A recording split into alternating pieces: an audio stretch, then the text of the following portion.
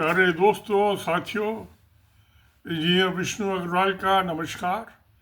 आप सब प्यारे साथियों को, दर्शकों को मेरे यूट्यूब चैनल पे स्वागत है। मैंने कल बात की थी, ये कंपनसेशन जो देने की बात कर रहे हैं सुप्रीम कोर्ट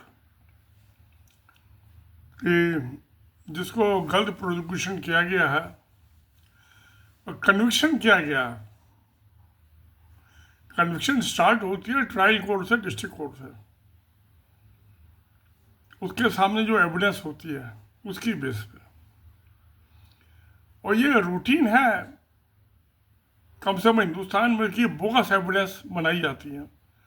जैसे जो बम्बई में ट्रेन ब्लास्ट का केस हुआ था जिसमें 180 आदमी मर गए थे और 600 आदमी जख्मी हुए थे, तो हाई कोर्ट ने, बम्बई हाई कोर्ट में देखा कि वो सब एविडेंस बोगस थी। तो वो एक सब वही केस नहीं है, सारे रूटीन में केसेस होते हैं। ट्रायल केस कोर्ट में बहुत, क्योंकि कोई भी एविडेंस जो ट्रायल कोर्ट में पेश करते हैं इन्वेस्टिगेशन ऑफिसर, पब्लिक प्रोसिक्यूटर, उसमें कोई नई एविडेंस हाई कोर्ट या सुप्रीम कोर्ट के सामने नहीं आती। वो डिस्ट्रिक्ट का ट्रायल कोर्ट का जज भी उसी को अप्रिशिएट करता है, एग्जामिन करता है, अप्रिशिएट करता है। हाई कोर्ट का भी जज वही करता है और सुप्रीम कोर्ट का भी जज वो करता है। अब इनको तो ट्रेंड जजेस होते हैं, उनकी ट्रेनिंग होती है डिस्ट्रिक्ट जुडिशरी में। तो क्योंकि अगर जब कंपनसेशन देने लगे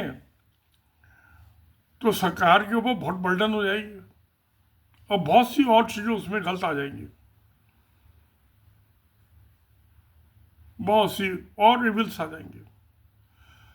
मैंने कल कहा था इसमें, अब जैसे ये कि नबी थे केरल में साइंटिस्ट, उनको 20 साल जेल में रखा डिस्ट्रिक्ट कोर्ट में, हाई कोर्ट ने सब जगह कन्वीनर सुप्रीम कोर्ट से भरी हुए, और उन्हें शायद 50 लाख रुपया उनको कंपनसेशन दिया था। सब फर्जिंग केस था, बोगस केस था। तो मेरा कहना ये है कि ये जजेस जो है क्वालिफाइड होते हैं, इनकी ट्रेनिंग भी होती है। तो सबसे पहला तो चीज़ है इसमें क्रिमिनल जस्टिस डिलीवरी सिस्टम में जो होना चाहिए वो करने के लिए कि सबसे पहले तो जो ये बेल है, आदमी को पुलिस ने गिरफ्तार किया और उसने बेल किया, अपना बेल दे दी है। कोई पुलिस कस्टडी नहीं, कोई जुडिशल कस्टडी नहीं, बिना जुडिशल कस्टडी में, बिना ट्रायल के आदमी 5-5 साल 10-10 साल जेलों में पड़े रहते हैं, मुकदमा ही नहीं चलता उन पर। इंडिया के अंदर, भारत में 70% से ज़्यादा आदमी, बल्कि 80% आदमी ऐसे हैं जिनका कन्विक्शन ही नहीं हुआ किसी कोर्ट से। उसमें से आधे से 60% ऐसे मुकदमा ही नहीं चला उन पर, बिना मुकदमे का सजा हो गई। तो ये तो जस्टिस वाली बात नहीं हुई। क्यों प्यारे दोस्तों, अब मेरा कहना यह है कि ये bail is a rule not exception. Bail दे दो उसे, कोई पुलिस कस्टडी नहीं, कोई जुडिशल कस्टडी नहीं। क्योंकि आपने एकदम को जेल भेज दिया, जुडिशल वो तो फिर आराम से बैठिया लेके आइयो, और जज भी इस इंतजार में लगा रहा है मुझे रिश्वत मिले, और पुलिस वाला इसमें लगा रहा है रिश्वत मिले, और पब्लिक प्रोसिक्यूटर भी। इसलिए ये बेल का सिस्टम और जुडिशल सिस्टम का, इसको ख़त्म करो, दोनों कस्टडी खत्म करो, कोई जरूरत नहीं है इनकी। क्योंकि जो बेल दी जाती है उसमें लिखा हुआ होता है कि जो एक्यूज है, जिसके खिलाफ इल्ज़ाम लगाए गए हैं, वो आईओ से कोऑपरेट करेगा। उसको जब भी कहेगा उसको वहाँ हाजिर होना पड़ेगा, और जिस टाइम पे कहेगा उस टाइम हाजिर होना पड़ेगा। वो तो बेल ऑर्डर में लिखा हुआ ही होता है। तो फिर पुलिस कस्टडी की और जुडिशियल कस्टडी की कोई जरूरत ही नहीं है। क्यों प्यारे दोस्तों, आपका क्या ख्याल है? अब उसके बाद इन्वेस्टिगेशन करके आईओ ने, इन्वेस्टिगेशन ऑफिसर ने अपनी चार्जशीट फाइल की। चार्जशीट के साथ उसको सारी एविडेंस लगानी पड़ती है जो उसको इंक्वायरी में, इन्वेस्टिगेशन में एविडेंस मिली है। तो जज के सामने टोटल कंप्रीहेंसिव केस होता है विद एविडेंस। उसके अंदर जज जो है उसका वकील है या नहीं है एक्यूज का। अगर जो वकील नहीं है, कोई गरीब आदमी नहीं कर सकता, तो डिस्ट्रिक्ट लीगल अथॉरिटी है, वहां से मुफ्त वकील मिलता है। तो जज ऑर्डर करते हैं कि ना उसको लेके आओ, इसके लिए वकील वहां से आईओ को ऑर्डर करते हैं लेके आओ। मैंने देखा है कितने केसेस में, एक लेडी थी बहुत गरीब थी, तो उसको मैंने कहा वहां जाओ, तो उसको हमेशा जाते थे वकील दे देते थे और वो फ्री सर्विस होती थी। हाँ, वो टाइपिंग वगैरह का खर्चा मांग लेता था, मगर वो भी उसको एक्चुअली वो डबल पेमेंट ले लेता है, उससे भी ले लेता है मुजरिम से। और वो तो कंप्लेनेंट थी लेडी। तो ये डिस्ट्रिक्ट कोर्ट में, हाई कोर्ट में, सुप्रीम कोर्ट में, सब जगह लीगल सर्विस अथॉरिटी है जो फ्री सर्विस देने के लिए। तो उसको एक्यूज को तो आती नहीं एप्लीकेशन, कौन से सेक्शन में बेल की एप्लीकेशन लगनी है, बना के लिख दो और फटाक से उसको बेल दे दो। ये जो करोड़ों केस पड़े हुए हैं डिस्ट्रिक्ट कोर्ट से लगा के सुप्रीम कोर्ट तक, ये इंसाफ वहीं से चालू हो जाएगा। और क्योंकि वो आजाद घूम रहा होगा बेल मिलने के बाद, तो फिर आईओ को बोगस फेक एविडेंस बनाना मुश्किल हो जाएगा। उसके बाद फिर क्या करना है? चार्जशीट फाइल की उसने, तो सबसे पहले तो जज उसकी एविडेंस को एग्जामिन करे, वो अप्रिशिएट करे, उससे पूछे पब्लिक क्वेश्चन। जज पूछते नहीं है क्वेश्चन कि एक्यूज का जो है वकील वो पूछे, नहीं, जज को भी पूरा राइट है कि वो क्वेश्चन पूछे। मुकदमा तो उसी ने चलाना है ना, फैसला उसने देना है। उसी जगह जो वो क्वेश्चन करना चालू कर, और जज तो ट्रेंड होते हैं, क्वालिफाइड भी होते हैं, ट्रेनिंग भी होती है इनकी। एडवोकेट की ट्रेनिंग नहीं होती है, उसे एजुकेटेड होता है। अब कोई नौ सीखी आ गया, बहुत से लड़के लड़कियां आती हैं, नहीं उन्हें पता होता, मगर जज को तो पता है। मैं आर्बिट्रेटर रहा हूँ, वो तो सिविल केस होते हैं, मैं पहले ही पढ़ लेता हूँ उसे फाइल को, जब क्लेम्स और काउंटर क्लेम आते हैं, और मैं उसके साइड में मार्जिन में अपने नोट्स बना देता हूँ। दोनों, पहले क्लेमेंट का वकील बोलता है और उसका रिस्पोंडेंट जो है काउंटर क्लेम का बोलता है। मैं दोनों की बात सुन के तो मैं पहली क्वेश्चन बना लेता हूँ फ्रेम, उसको पढ़ने के बाद ही मैंने क्या क्वेश्चन पूछना।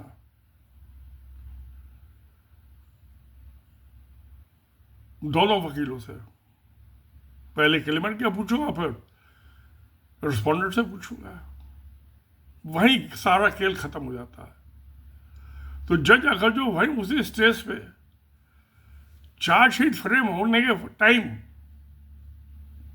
जब उस पर इल्जाम फिक्स किए जा रहे हैं, जिनके ऊपर उसका मुकदमा, उसी टाइम अगर जो क्वेश्चन कर ले, तो वो एविडेंस बोगस है या असली है नकली, उसी पता चल जाएगा। 2 मिनट का गेम नहीं है। तो ये जेलों में जाए खाली हो जाएंगी जो भीड़ लगा रखी है, इंसाफ हो जाएगा, हाथ की हाथ, मुकदमा चलाने की जरूरत नहीं है, ये सारे केस खत्म हो जाएंगे। क्रिमिनल केसेस की बात करो, सिविल केस तो वो आर्बिट्रेटर अपॉइंट कर दो, उसमें खत्म हो जाएंगे। तो 3 करोड़ केस पड़े हुए सिविल केस, और 2 करोड़ क्रिमिनल केसेस पड़े हुए हैं, सब खत्म हो जाएंगे। बशर्ते जज जो है, ट्रायल कोर्ट का जो जज है, वो अपनी जिम्मेवारी ईमानदारी से निभाए। वो मैं गया हूँ वहाँ, देखा मैं 50-60 केसेस लगे हुए होते एक दिन में। वो जज कितने पड़े, वो पर्दा उधर तारे के लगा देता है। ये 50-60 केस होंगे ही नहीं कोर्ट में पर डे। पता चलेगा कि जज खाली बैठा हुआ है। आजकल जो चार्जशीट फ्रेम करते टाइम, चार्जेस फ्रेम करते टाइम वो उसकी एविडेंस पे क्वेश्चन कर ले।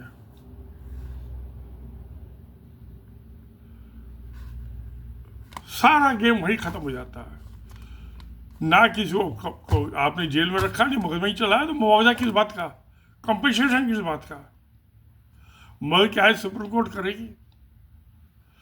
क्योंकि आज पोजीशन ये है कि 80% डिस्ट्रिक्ट कोर्ट में जज जो है करप्ट है, भ्रष्टाचारी है, बेल देने में भी रिश्वत लेते हैं।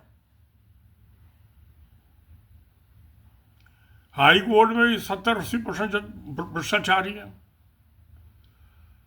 और सुप्रीम कोर्ट में भी 25-30% जज भ्रष्टाचारी हैं। तो ये सब पैसा कमाने के लिए ये सब हो रहा है। अगर जो जज ये पाता है, ट्रायल कोर्ट का जज, कि एविडेंस फेक है, तो हाथ किया साइमल्टेनियसली आईपीसी के सेक्शन 217 में fabric of false and fictitious evidence में एफआईआर रजिस्टर करने का ऑर्डर करते, और उसको तो भेजिए, हमने कहा जॉब वॉच करो। साथ साथ 173 सबसेक्शन 8 ऑफ सीआरपीसी में ऑर्डर करते फर्दर इन्वेस्टिगेशन के, कि इससे तो नलायकी दिखाई आईओ ने, ठीक इन्वेस्टिगेशन नहीं किया, बोगस एविडेंस बनाई है, तो बोगस एडवांस का बहुत जेल की सजा, ज़्यादा सजा नहीं, सब 3 साल की है। 3 साल में 1 साल तो जैसे हनीमून होता है, तो वो तो जेल में हनीमून में बीत जाएगा। और जो पुलिस वाले की इंक्वायरी करे, उसके लिए सीबीआई को ऑर्डर कर दे पुलिस की इन्वेस्टिगेशन करे, और सीबीआई की इन्वेस्टिगेशन लोकल पुलिस कर दे, काउंटर टेस्ट। और 173 सबसेक्शन 8 में कि फर्दर इन्वेस्टिगेशन करो। मैंने एक लेडी का केस था, वो उसकी नन ने उसको व्हाट्सएप पे गाली वाली लिख के भेज दी थी। उसके भाई को, छोटे भाई को, उसके देवर ने गाली वाली दे दी मोबाइल फोन पे। तो मैंने दोनों की कंप्लेंट उसको बना के दिए, वो जाकर दिया, ये पुलिस कमिश्नर को भी, डीसीपी को भी, एसएचओ रिसीव कराइए जाके, उसमें कौन सी मुसीबत है। वो तो पुलिस कमिश्नर ने देखते हैं, ठप्पा लग भी है उसमें मौत, सब नीचे वाले चुपचाप रिसीव कर देते हैं। अब वो उसका शोषण कह रहा था, अब 10 लाख रुपए खर्च हो गए, पैसे खा गए, और क्लोजर रिपोर्ट, अरबिक क्लोजर रिपोर्ट है, सीआरपीसी में लिखा हुआ है कि वो उसको नोटिस दो, कंप्लेनेंट को नोटिस नहीं दिया। वो जब भी जाती थी वो कहते वो तो केस ख़त्म हो गया। कैसे ख़त्म हो गया? खैर तो क्या हुआ, वो मैंने जो था उसको, मैं बंगलौर में था, वो लेडी दिल्ली में थी, बनी लड़की थी, वो 173 सबसेक्शन 8 का बना के भेज दिया कि नोटिस नहीं दिया, सब लिख के, और उसमें और बहुत से मैंने और क्राइम डाल दिए थे। अब जज ने पहले तो किताब उठा के देखी है क्या, कोई इस्तेमाल नहीं करता ना इसे, तो जज भी भूल भाल जाते हैं। उसके बाद उसने पूछा उस लेडी से कि आपके पास इसकी एक और कॉपी है? उसने यस सर। वो एमए कर रही थी उस वक्त हिस्ट्री में, तो दे दी। तो उनके हवलदार होते हैं, मुंशी जो होते हैं हर थाने के, मेट्रोपोलिटन मजिस्ट्रेट की कोर्ट में, वो उसने कहा आप 2 दिन बाद आना। वो आया तो एसएचओ आया, तो उसको डांटा उसने कि ये क्यों नहीं एफआईआर रजिस्टर हुई अब तक। वो सब इंस्पेक्टर को साथ में ले आया, उसको डांटते हुए, क्यों नहीं किया, वो ड्रामेबाजी कर रहा था। उन्होंने कॉपी अभी तो इसे चार्जशीट की। तो खैर वो तो क्लोजर रिपोर्ट लाया था, उसकी कॉपी देनी पड़ी उसे। फिर मैंने उसका जो था जवाब बना के सारा क्लॉज बाई क्लॉज वो क्लोजर रिपोर्ट की ऐसी तैसी मार दी है। अब क्या हुआ कि वो जज के पास पहुंच गई, वो अगली डेट पे दे दिया उसे। मैं अब क्या था कि ये वो अच्छा एक तो चीज़ है भाई, गाली उसके नंद ने गाली व्हाट्सएप पे लिख के भेज दी, या उसके देवर ने उसके भाई को गालियाँ दे दी मोबाइल पे। ये देख हवलदार का केस था, इसमें इंस्पेक्टर का क्या जरूरत थी। जो हवलदार नहीं तो आप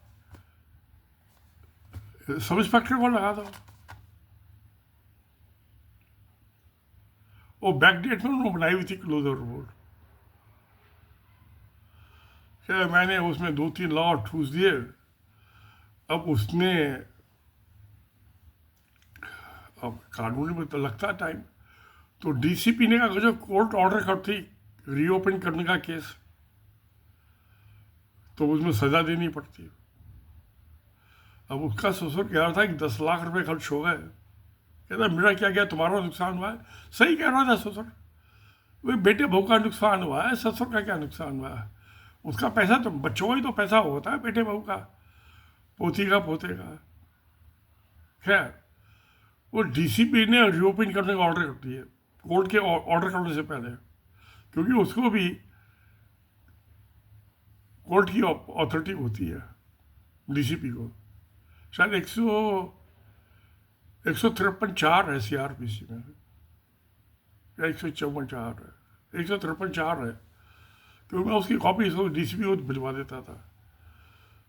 तो अब हो गया रीओपन केस, चार्जशीट फाइल हुई। अब उसका समझौता हो गया अपने ससुराल वालों से, हस्बैंड ससुर से, सास से। उन्होंने तो सब जेल की सजा हो जाएगी, मेरी बेटी को भी और बेटे को भी। दोनों ने गाली दी थी। तो मुझे कहने लगा अंकल, अब मुझे इससे पता चला कि ये किसी को मोबाइल पे उल्टी सीधी बात नहीं करनी चाहिए, व्हाट्सएप पे गाली नहीं देनी। हम सोचते हैं कि व्हाट्सएप का किसी को पता नहीं चलेगा, तो मैं तो जाके आपने जैसे कहा था पूरा निकलवा लाई हो, लगा दी उसके साथ कंप्लेंट के साथ।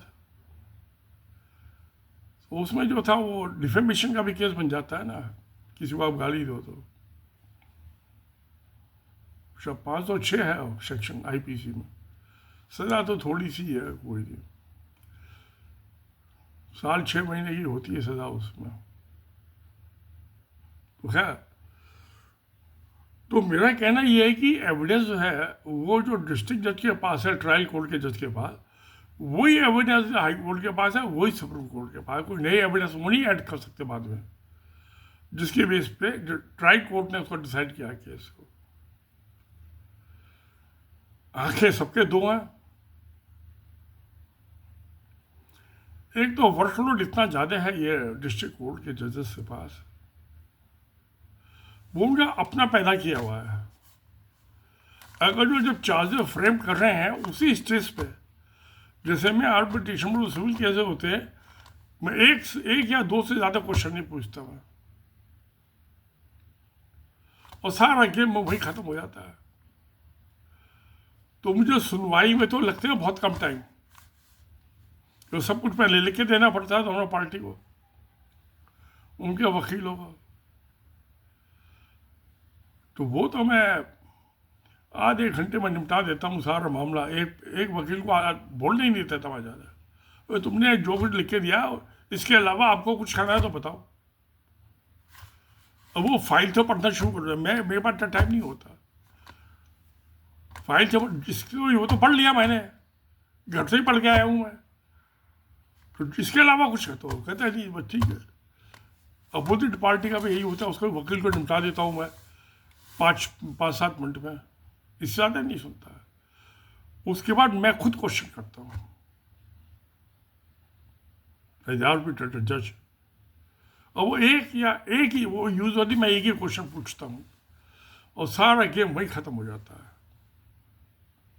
मगर उसका अवार्ड बनाने के लिए, अपना फैसला बनाने के लिए मुझे लगता है हफ्ता 10 दिन भी लग जाए, क्योंकि कोई पॉइंट उसमें मिस नहीं होना चाहिए। ना क्लेमेंट ने जो कहा ना उसने कहा, दोनों सब बात आनी चाहिए। स्पीकिंग अवार्ड होता है ना वो।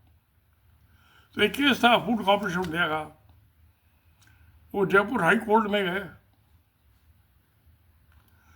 अब वो ये तो बता नहीं सके कि इसमें गलती क्या है फैसले में। उनका जो इंटरेस्ट का रेट बहुत हाई दे दिया। तो हाई कोर्ट के जज ने कहा कि भाई ये जो जस्टिफिकेशन दिया इसमें कोई कमी हो तो बताओ। वो बता नहीं सके, उसको दे दिया। और उस दिन तक का उसको, जिस दिन तक पेमेंट हुआ उस टाइम तक का उसको इंटरेस्ट मिला। यूजुअली 6%, 8% से ज़्यादा नहीं देते आर्बिट्रेशन में इंटरेस्ट का। मैंने 18% दे दिया और उसका डिस्ट्रीब्यूशन दिया। और मैंने कहा 26% जस्टिफिकेशन बनता है, मगर कोई ने 18% मांगा, इससे ज़्यादा मैं दे नहीं सकता। वो अपहरित हुआ। तो अगर हम ईमानदार हो जाएं, रिश्वतखोरी से बचे, बेल दे दो, क्या है। तो सरकार तनख्वाह बहुत देती है, कोई भूखा नहीं मरता जज। वकील तो भूखा मर सकता है, जज नहीं मरता। अच्छी खासी तनख्वाह है। क्या डिस्ट्रिक्ट कोर्ट के जज से ज़्यादा है मेरी सैलरी, और उससे ज़्यादा है मेरी पेंशन भी। अब रिटायरमेंट के बाद 21 साल से पेंशन खा रहा हूँ। तो मेरा कहना है इंसाफ तराजू, इंसाफ की तराजू। आँख में पट्टी नहीं बांधनी है, आँख खोल के पढ़ना है एविडेंस को। और आप उसको जब आईओ को, पब्लिक प्रोडक्ट को उसी टाइप क्रॉस एग्जाम उसको क्वेश्चन पूछ लो, एक्यूज के वकील की जरूरत ही नहीं है। तो मैं नहीं समझता कि कोई बोगस एविडेंस बनाने की ज़रूरत है या उसको ऑर्डर करने की ज़रूरत है 217 में प्रोसिक्यूशन आईओ को, और 409 आईपीसी में criminal breach of trust by public servant. जब जेल ही नहीं भेजा तो कंपनसेशन किस बात का, मुआवजा किस बात का। अपना काम धंधा कर, जो करना। एक दिन की ऑफिस से छुट्टी ले लियो, एक दिन मजदूरी की छुट्टी कर लियो, मजदूर रहता तो मजदूरी है, उसको 500-700 रुपये मजदूरी इकट्ठा होगा, वो दिलवा दो उससे। तो लीगल सर्विस अथॉरिटी के पास जो फंड होते हैं वो उससे दिलवा दो। तो ये मामला बड़ी आसानी से निपटाया जा सकता है। हाई कोर्ट अमेरिका में तो सुप्रीम कोर्ट तक जाता है कोई नहीं क्रिमिनल केस। जो स्टेट की हाई कोर्ट होती है वहीं पे सारे, वहाँ अलाउड नहीं है ऐसी ये क्रिमिनल केस को सुप्रीम कोर्ट में जाना अलाउ, बंद कर दो इसको। ये कॉन्स्टिट्यूशन कोर्ट है, कुछ कॉन्स्टिट्यूशन देखें। हाई कोर्ट भी कॉन्स्टिट्यूशन कोर्ट है। इनका काम ये एविडेंस थोड़ा देखना है कि असली है कि नकली है। भाई कॉन्स्टिट्यूशन कोर्ट तो कॉन्स्टिट्यूशनल मैटर देखे कि किसी के फंडामेंटल राइट तो ब्रीच नहीं हो रहे हैं, उसको दिलवाओ। कि कोई वोटर है उसका नाम आपने लिस्ट से काट दिया, जो आर्टिकल 324 है कॉन्स्टिट्यूशन देगा। ये इलेक्शन कमीशन की ड्यूटी है कि हर एलिजिबल वोटर का नाम लिस्ट में होना चाहिए। नहीं है तो उसको मुआवजा दो और इलेक्शन कमीशन दे। और बल्कि जो उनकी तनख्वाह है, और उनको जब ये रिटायर होते हैं ना, आईएएस अफसर होते हैं सेक्रेटरी लेवल के, तो काफ़ी अच्छा खासा पैसा मिल जाता है। ग्रेचुटी है, लीव एनकेशमेंट है, दुनिया भर के पैसे मिलते हैं। उसमें से उसको पैसे दे दो जिस वोटर का नाम लिख छोड़ दिया उन्होंने। मैंने भी ये दिया था, 11 अक्टूबर को दे के आया था मैं। सुप्रीम कोर्ट के चीफ जस्टिस को और चीफ इलेक्शन कमिश्नर को पिटीशन दे के आया था, मेरा नाम कैसे काट दिया। तो अब लौट के जाऊंगा दिल्ली, आरटी की एप्लीकेशन भी लाई आया था मैं। 11 रुपये 10 रुपये का पोस्टल ऑर्डर, 1 रुपया उनकी कमीशन होती है डाक खाने की। तो जाके लगा दूंगा सुप्रीम कोर्ट में पिटीशन। 2 दफ़े तो जा चुका हूँ सुप्रीम कोर्ट में, हाई कोर्ट में तो कई दफ़े गया। हम इंजीनियर हैं, इनको वकीलों को लाकर ना जो जजों को काम का पता है ना वकीलों को पता है।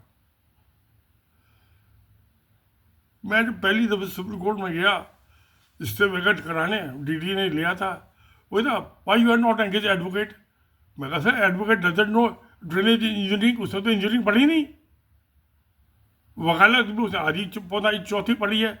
और जज समझ गया, पहले वो घूर के देखने लगा।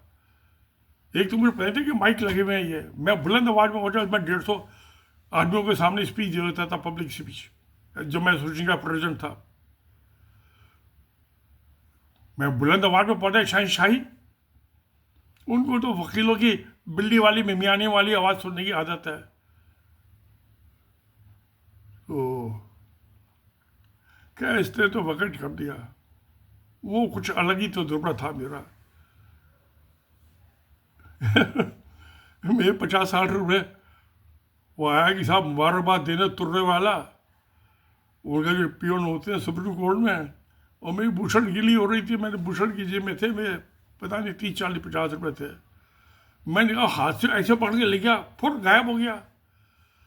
फिर दूसरा आया, पता नहीं वही था और कोई सब कोर्ट मास्टर के लिए, और मेरे को पैसे ही नहीं, 40-50 रुपये थे, पर कोर्ट मास्टर दोबारा कहाँ से दे दूँ, थे ही नहीं पैसे मेरी जेब में। हाँ मेरे स्कूटर में पेट्रोल फुल था, टंकी फुल रखता था मैं, कहीं पिंचर हो जाए तो मैं वहीं खड़ा, क्या वो तो स्टैम्प नहीं बदल लेता। एक बार लिमरेटा स्कूटर होता था पीछे, तो पहुंच जाता ऑफिस अपने घर। तो ये हालत है, बुरा हाल है। जस्टिस डिलीवरी सिस्टम, उसमें तो जस्टिस बड़ा मुश्किल ही काम हो गया। अभी हाई कोर्ट वाले कहते हैं डिस्ट्रिक्ट कोर्ट वाले अगर जमानत देंगे तो हम तो भूखे मर रहेंगे, जमानत के लिए हमारे पास आओ। धमका देते डर के मारी, डिस्ट्रिक्ट कोर्ट वाले जमानत नहीं देते आजकल। अगर उसने दे दी फिर कौन जाएगा हाई कोर्ट में, कोई नहीं जाएगा।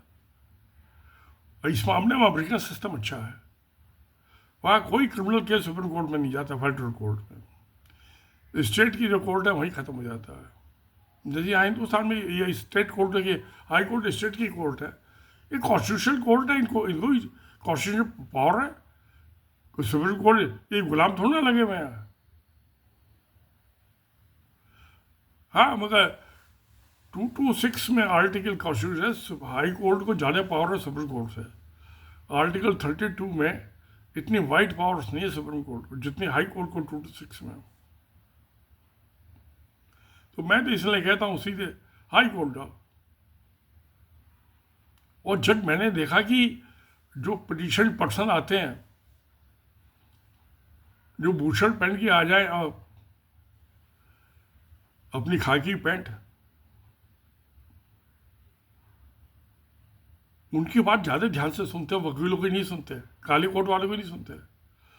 और विद ड्यू रिस्पेक्ट, चाहे आप हाई कोर्ट में जाइए सुप्रीम कोर्ट जाइए,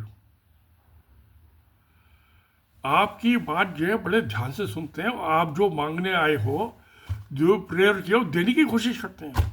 वकील को तो डेट लगा देते हैं, उसकी डेट नहीं लगाते, उन्हें पता है शरीफ आदमी है।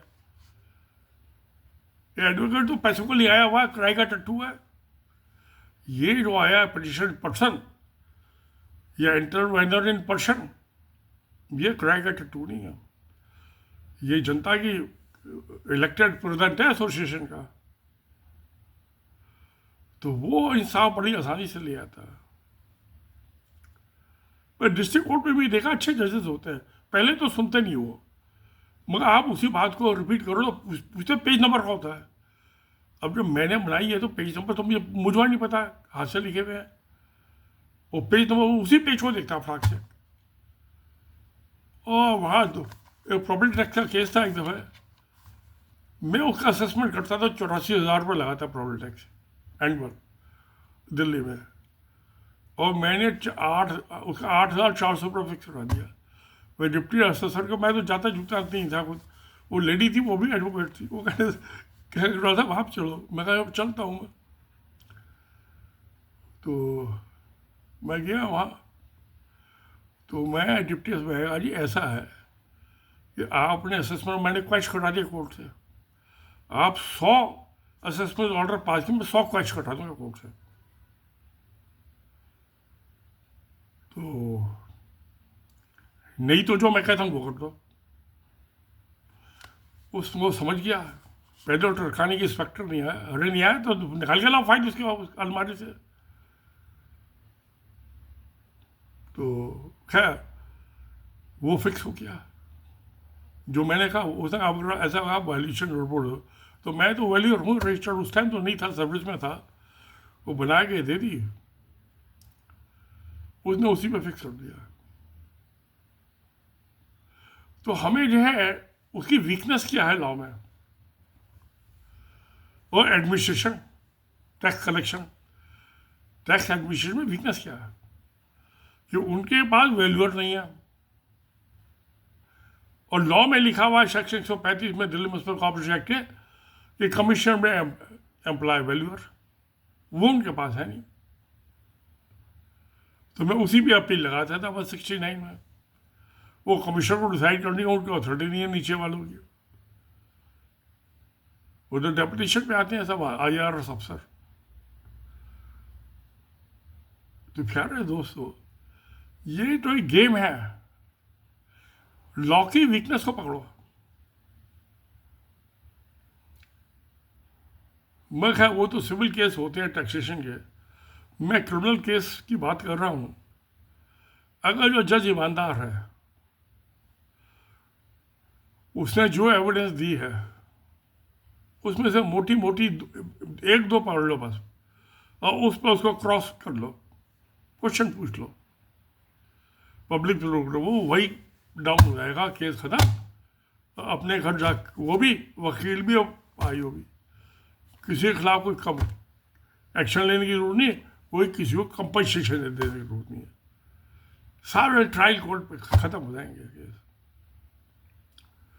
क्या प्यारे दोस्तों, अब क्या है कि सुधरने में मौका लगता है, टाइम लगता है। हालांकि ये पहला जो पे कमीशन बना, ये लॉ कमीशन बना था, उसका जो चेयरमैन था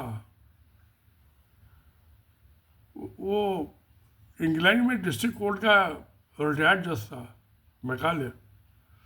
तो 1823 में बना था, उसने ही ये IPC CRPC CPC बनाई थी। बड़े अच्छे कानून है। तो फिर वो जो उसको फर्दर इन्वेस्टिगेशन का ऑर्डर कर देगा, क्या है, कुत्ता तो वही है, फिर और धक्के खाऊं, IO भी चेंज हो जाएगा। तो जो होना चाहिए, कंपनसेशन सरकार क्यों दे, गलती तो उसके मुलाजिमों की है और जज की भी गलती है। तो एक तो ये मुझे लगता है वकील तैयार होकर नहीं जाते।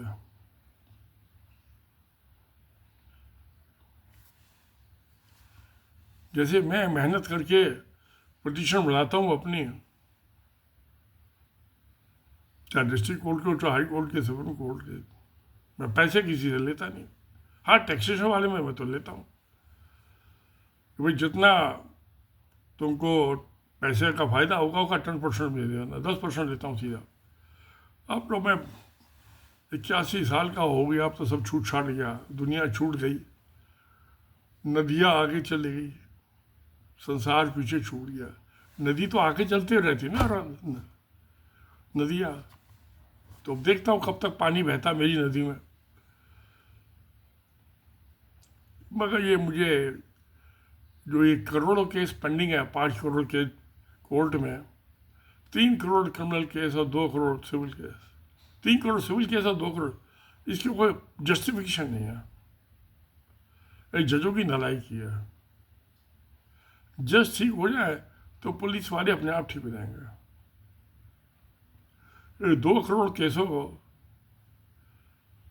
ऑर्डर 32A है CPC सिविल प्रोसीजर कोड में, 189 सेक्शन 89,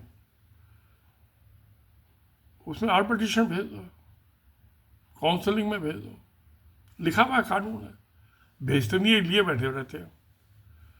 अब मियाँ बीबी का झगड़ा हो गया, मियाँ ने बीबी को एक आध चाटा मार दिया, ऐसे केस मेरे पास बहुत आते हैं। मैं पूछता हूँ उनसे, ये डोमेस्टिक वायलेंस एक्ट में जो 2005 का एक्ट है, आपने क्यों फाइल किया है?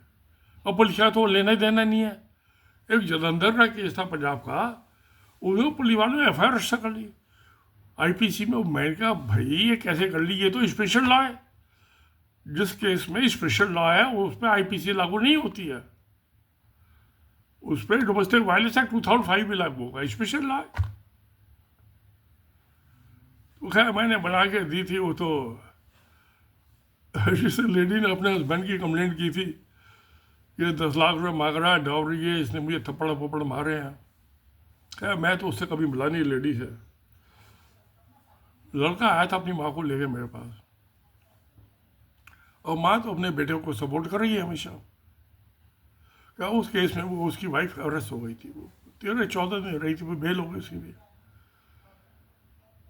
और जो दिल्ली वाला केस है, मैं पूछता हूँ, वो कहता है जी वो मुझे मारता मेरा हस्बैंड। मैं क्या मारता है, कैसे मारता है? तो वो कहने की जी वो थप्पड़ मारता है। मैं कितने थप्पड़ मारता है? कहती कभी 1 मारता है, कभी 2 मारता है। मैं और क्या, मैं कहा मुक्का वगैरह पे मारता है? कहते नहीं, मुक्का नहीं मारता, डंडा से मारता है, वो नहीं भाई, तो थप्पड़ मारता है। अरे तुझे 9-7 साल मुकदमा लड़ते लड़ते एक 2 थप्पड़ के पीछे बातचीत करके मामला खत्म कर लेते हस्बैंड से। वो क्यों मारता है? कोई तो वजह तो होगी। तुझे मकान दे दिया रहने के लिए उसने, तूने कंपनसेशन का वो भी तुझको दे रहा है हर महीने। कहता नहीं कभी कभी लेट देता। मैं कभी कभी हो जाता है, कोई बात, दे तो रहा है ना, 2-4 दिन आगे पीछे। तो 1-2 थप्पड़ के पीछे तू 7 साल तक कोर्ट में मुकदमा लड़ रही है। क्या मैं तो जो था उसका बना के दे दिया उसको, मामले को, कि भाई ये आर्बिट्रेशन में दे दो, मैं इसका फैसला कर दूंगा, इसके मियाँ बीबी का दोनों का। तो ऐसे मेरे पास केस आते रहते हैं औरतों के, आदमियों के कम आते हैं, औरतों के केस ज़्यादा आते हैं। 1-2 थप्पड़ के पीछे कोर्ट मुकदमा, ये हो। अरे भाई क्या, अपने घर में मौज करो, और बहुत काम है। लड़की अब 13-14 साल की, देखिए पढ़ाई वगैरह का देख, नौकरी कर रही है, नन से भी झगड़ा। यानी ये सब ये जजों की नालायकी है, नहीं तो निपटा सकते हैं दोनों को बैठाए ना, हस्बैंड वाइफ को, नन भावच को, निपट जाएगा वहाँ पे, 10 मिनट में ख़त्म हो जाएगा केस। जैसे मैं पूछता हूँ, मैं क्वेश्चन करता हूँ कि मारता है, अच्छा किस चीज़ से मारता है? डंडा मारता है? नहीं। मुक्का मारता? नहीं। तो चाटा मारता है? मैं कितने चाटे मारता है ये भी पूछता हूँ, कितने चाटे मारता है? कहते कभी 1 कभी 2। मैं रोज़ मारता? कहते नहीं, रोज़ नहीं मारता। कभी का भाई हो गया, ये तो सभी में हो जाता है। बर्तन होते हैं, खड़कते हैं।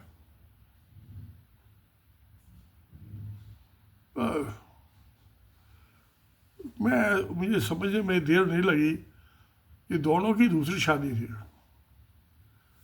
और ये लेडी भी 40 साल की हो गई थी, मैच्योर, और वो 60, इसका हस्बैंड 60 साल का था। उसने तो अपने बेटे की शादी भी कर दी, पहली बीवी से जो थे 2 बच्चे, और दूसरी बीवी से 1 लड़की है, भाई बच्चा है। तो अगर जो जज की ईमानदारी हो, निपटाने का चाहे, उसको एक कप चाय पिलाए, पहली साल बातें पूछे उससे। ये एक तो चीज़ है जो ये सेक्सुअल रिलेशनशिप में, उस पर भी क्वेश्चन कर लेता हूँ भाई, तसल्ली बख्श है या नहीं ये काम। पर मैंने देखा कि वो औरतें पहले तो झूठ बोल देती हैं इस मामले में। कहती हाँ ठीक है। ठीक है तो झगड़ा किस बात का, क्यों थप्पड़ मारता है? वो बाद में सच बता देती है, बहुत सी शुरू में ही सच बता देती हैं। और झगड़े की कोई ना कोई वजह होती है मियाँ बीवी में। तो मेरे पास ऐसे कितने केस आए हैं, निपटाने की कोशिश करता हूँ। अब एक तो था, मैंने उसको कह दिया था, वो उसे डाइवर्स, में कोई डाइवर्स नहीं होता। वो फैमिली कोर्ट एक्ट है 1984 का, वो उसमें वकील अलाउड नहीं है। तो उसके हस्बैंड ने लगाई थी डाइवर्स की एप्लीकेशन, खत्म हो गया केस। तो वकील ने उसे कह दिया मैं तो फिर रो नहीं सकता, मेरी तो बेइज्जती करते की है। उसके उसके बाप ने कहा बेटे के कि इसके बस की आर्गू करना नहीं है, वो तो बहुत तेज औरत है, ये उसके सामने बोल नहीं पाएगा अदालत में। तो इन कैमरा होती है, उसने हिंदू मैरिज एक्ट 1956 में और ये फैमिली कोर्ट एक्ट 1982 दोनों में लिखा है कि इन कैमरा अपलोडिंग्स होंगी, वो एडवोकेट अलाउड नहीं होता उसमें। बस तो जब मियाँ बीबी का आमना बाग केस ख़त्म हो जाता है। उसने एप्लीकेशन वापस ले ली, पिटीशन अपने डाइवर्स की, इसने डोमेस्टिक वायलेंस एक्ट वापस ले ली, कहानी खत्म हो गया, मियाँ बीबी मौज कर रहे हैं। तो एक जज की ये अप्रोच होनी चाहिए ना कि लिए उसमें डोमेस्टिक वायलेंस एक्ट 2005 में सेक्शन 2 में लिखा हुआ है कि पहली हियरिंग जो है वो 5 दिन के अंदर अंदर हो जानी चाहिए एप्लीकेशन फाइल होने के, और पहली हियरिंग से 60 डेज में, 2 महीने में जहाँ तक हो सके ख़त्म हो केस। ये 6 7 साल लिए बैठे रहते हैं, कानून को मानते ही नहीं जज। वो शायद इसलिए नहीं मानते, थक के आपस में समझौता कर लेंगे मियाँ बीबी। ये भी अच्छी बात है, उसको एक्सपेडाइट करा दो ना। अब लड़की ने ग्रेजुएशन थी, उसने एमए कंप्लीट कर लिया, फिर बीएड कर लिया 2 साल का, 3 साल का एलएलबी कंप्लीट कर लिया है इस साल। तो वो पढ़ते हुए टाइम थोड़ा ना बर्बाद करना है। ये मियाँ बीवी में झगड़े होते हैं, सास बहू के झगड़े होते थे, एक और से नहीं बात हो गई। राम का भी सीधा सा झगड़ा होता था, राम ने तो उसकी हत्या करने की कोशिश की, जिंदा जलाने की कोशिश की, बाद में लक्ष्मण को जंगल में छोड़ा दिया कि कुछ शेर चीता खा जाएगा तो एविडेंस ही कोई नहीं मिलेगी मुकदमा चलाने के लिए। होता है सब ये दुनिया में। तो मेरा कहना ये है कि ये मुआवजा वारी देने, इससे भी बहुत से डिस्टॉर्शन आ जाएंगे, खराबियां आ जाएंगी। इसको कंट्रोल करने के दूसरे रास्ते हैं कि ना किसी को जेल भेजो, ना पुलिस कस्टडी में भेजो, ना जुडिशल कस्टडी में भेजो। जब चार्ज फ्रेम के टाइम आती है, चार्जशीट फाइल होती है, उसी टाइम पे क्वेश्चन कर लो एविडेंस पे, वही खेल खत्म हो जाएगा।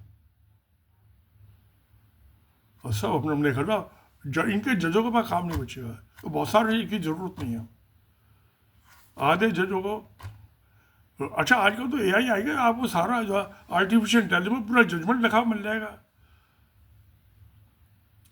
मैं रोज इसका आर्टिफिशियल इंटेलिजेंस का इस्तेमाल करता हूँ, जेमिनी पे करता हूँ, जियो पे नहीं, ग्रुप पे कर लेता हूँ, वहाँ से नहीं मिलती वहाँ से ले लेता हूँ। मैं खूब इस्तेमाल करता हूँ एआई, और उसका वीडियो में इस्तेमाल करता हूँ, जैसे कोई गलत ना हो फैक्ट। मैं 2-3 और बहुत सारे आर्टिफिशियल इंटेलिजेंस के, तो मैं देखा ग्रुप वाला जो बेटर है जेमिनी से। मैं इस्तेमाल में तो पहले ही जेमिनी भी देखता हूँ, जब नहीं तसद उसी तब ग्रुप पे जाता हूँ, ऐलान बस वाले में। पहले तो गूगल वाला यूज़ करता हूँ। तो प्यारे दोस्तों, यानी कि ये सब जो है, इसका जो सोल्यूशन सुप्रीम कोर्ट ढूंढ रही है वो ठीक होगा नहीं, गवर्नमेंट मानेगी नहीं। जो मैं कह रहा हूँ वो रास्ता है कि वो ट्रायल जज कोर्ट का जो जज है वही क्वेश्चन कर ले, जब फ्रेमिंग ऑफ चार्जेस के स्टेज पे आता, मुकदमा वहीं से चालू होता है ना। तो मामला वहीं खत्म हो जाएगा सारा मामला। सब गंगा में जाकर डुबकी लगाएंगे, पवित्र हो जाएंगे। जो ये 80% आदमी जेलों में पड़े हुए हैं बिना मुकदमे के, बिना ट्रायल के, तो उनको जज को चाहिए कि जो इलीगल सर्विस अथॉरिटी है उससे क्या इसको मदद दे दो, कुछ पेनल्टी लाए तो पैसा भी वो दे देंगे। लॉ में लिखा हुआ है, लीगल सर्विस अथॉरिटी एक्ट में। तो निपटाने की ये नियत हो, सवाल नियत का है ना। सुप्रीम कोर्ट के जजों की नियत ठीक है, ना हाई कोर्ट के जज के और ना डिस्ट्रिक्ट कोर्ट के। नियत का सवाल है, इंटेंशन वो नहीं है, वो एब्सेंट है, बाकी सब कुछ है। हाई कोर्ट और सुप्रीम कोर्ट तो कॉन्स्टिट्यूशनल कोर्ट्स हैं, ये सब ट्रायल कोर्ट के बेल तो निपट जाना चाहिए।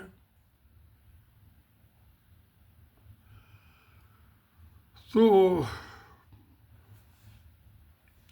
क्रिमिनल केस में हाई कोर्ट और सुप्रीम कोर्ट की जरूरत नहीं है, अगर जो जज ईमानदार हो डिस्ट्रिक्ट कोर्ट के, ट्रायल कोर्ट के जज। ये तो छोटे जूनियर जज भी होते हैं ना, सब जज जो होते हैं मेट्रोपोलिटन मजिस्ट्रेट,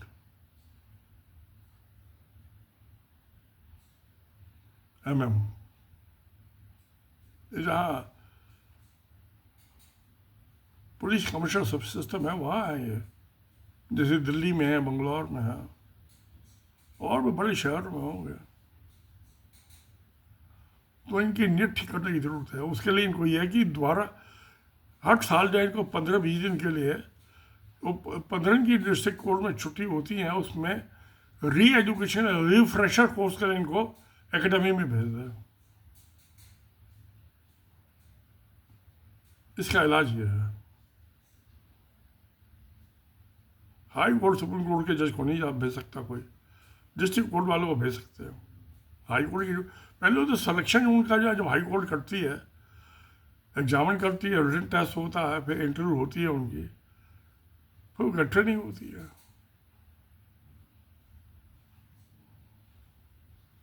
कोई इलाज तो बहुत है, वही डिस्ट्रिक्ट के लेवल, बॉटम के लेवल से ठीक होना चाहिए, ऊपर जाने की ज़रूरत ही नहीं प्यारे दोस्तों। तो चलिए दोस्तों, ठीक है, अब ये मैं पार्ट 2 बना दिया आज, क्योंकि जो मैंने कल बनाया था वो बहुत हार्श था, उससे समस्या का समाधान होगा नहीं, इससे हो जाएगा। तो जिससे हो जाए तो यही तो सच्चाई, और चाहिए तो सत्य में जयते। नमस्कार, धन्यवाद।